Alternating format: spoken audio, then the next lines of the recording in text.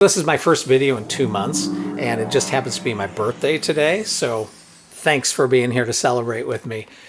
Now, if you watch that video, you know I just experienced some major upheaval. After 16 years in the same place, we were forced to leave our home because the guy who inherited the house decided to move back in.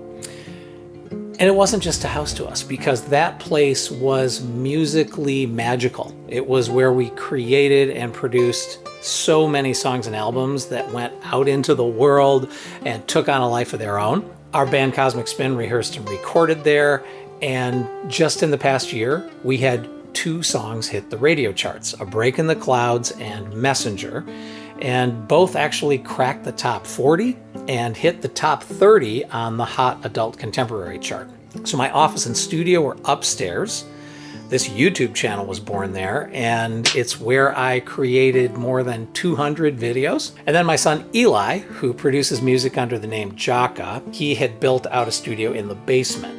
And he and a cadre of artists did amazing work in that space. I mean, check out this music video. It's a song by Arthur Price, and it was recorded there, and it's a music video that I shot and edited. So you can tell this wasn't just a move, it felt more like an identity disruption, because that house became like a living instrument with something to say, and for 16 years it spoke through us, and then suddenly it was over. So, I mean, talk about stress. For 2 to 3 weeks, we had no idea what would come next. I mean, not only were we wondering where we're going to live, but where was the music going to live, right? Was the music going to live? Because if you're a musician, you know that creativity and inspiration are elusive. They're not only about gear or just having a space to make music. More intangible than that. I mean, some places just have a vibe that inspires you and some don't. And we'd been in a place that had a vibe and always inspired us, and we were losing that. So it's unnerving when something ends, but the next chapter hasn't revealed itself yet, and we felt stuck in that no man's land. We started looking everywhere. We hoped something would show up that felt even remotely right, because we had very specific wants and needs, but there was so little available. And what there was too small or too expensive or too far from where our life and friends and responsibilities are all based. But I have to credit Bara, my wife and musical partner, because she turned into like a full-time real estate researcher. And I remember the moment when she finally found one place that might fit the bill. Before she could even call to book a walkthrough, it got pulled off the market. Just disappeared. I mean, WTF, it was such a bummer. But then a couple days later, it showed back up. So she called immediately, and we were the first people to see it.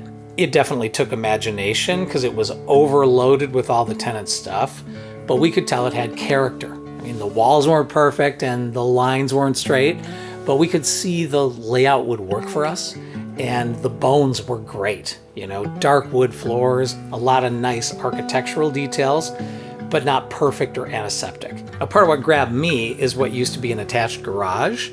Not fancy, but a finished one-stall garage space. And as soon as I stepped into it, it was quiet, and I had the feeling something good will happen here. You know, like this is a place where our music can live and hopefully thrive. And to top it off, we really grooved with the landlord, and all of us renters know that is key. So I knew it was the right place because Bara and I didn't even need to discuss it. I mean, this was the first and only place that checked all our boxes. So right then and there, we said we want it. So it is a 100-year-old Spanish-style ranch house, just a mile west of where we'd been. So perfect location. Just a block from the bay, not too small, not too big. We tend to love human scale, you know, kind of cozy, very livable, and actually quite refined. And thankfully, the living room has just enough space for our grand piano, so that was a sign too. I mean, the whole place feels like it's been kind of lived in and loved in. To me, it's a little like a vintage guitar, you know, that's been played for 100 years. I could tell right away these walls have stories, and that's perfect because we're gonna add our own stories too.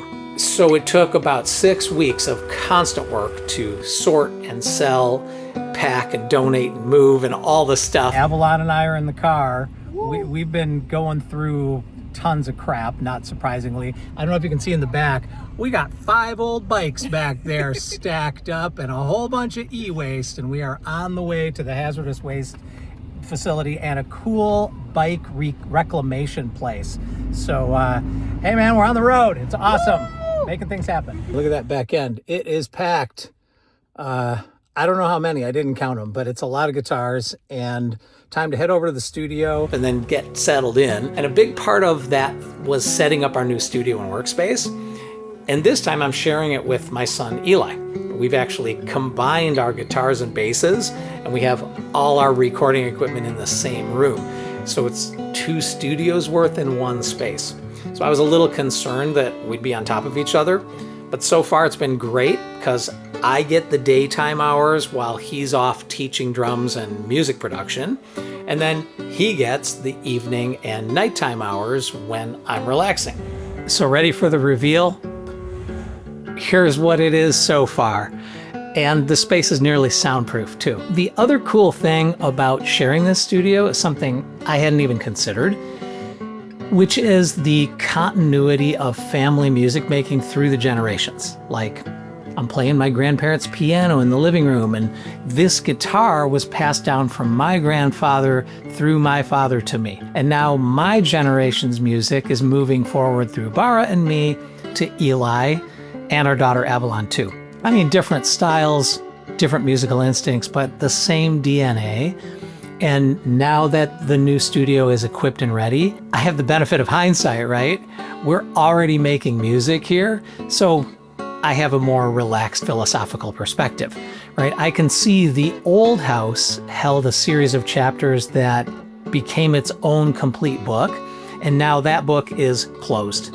And in this place, we're going to write the chapters of our new book and experience our next musical evolution. So looking back, I feel like our old house was an amplifier and we were the instrument. And this new environment, this new amplifier, is going to be equally, maybe even more inspiring. I mean, we're just getting started here, finally have the boxes put away, and since I've got my health and the people I love around me, I can't think of anything I'd want more for my birthday. I mean, there's such a positive feeling and optimism and gratitude. And while I can't predict what music will emerge from this space, I know it's coming, and when it does, you're going to be the first to hear it. All right, thanks for being on this journey with me. Here's to all the guitar discoveries and new music we'll make together. See you in the next one. Don't be shy, just let your feelings roll on by. Don't wear fear, or nobody will know you're there. Just lift your head, let your feelings out instead. Don't be shy, just let your feelings roll